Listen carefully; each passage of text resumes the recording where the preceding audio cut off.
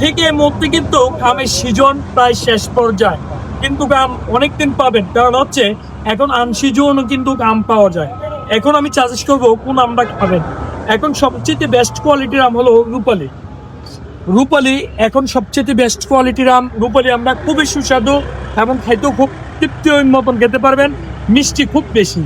তো যাই হোক, আরেকটা আম বলি নাম। এখনকার আরেকটা আম, ভালো আমের নাম হলো বাড়িপুর আম। এই আমটা দুই ধরনের হয়। এই যে একটা হলো প্যাকেট আম, আরেকটা হলো আপনার প্যাকেট ছাড়া। দুটোটাই কিন্তু একই আম।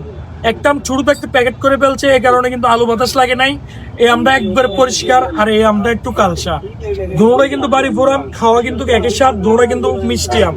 তো এখন যারাই আম খাবেন, সবচেয়ে মিষ্টি আম হলো রূপালী, আর 2 নম্বরে চাষেস করবো বাড়িপুর আম।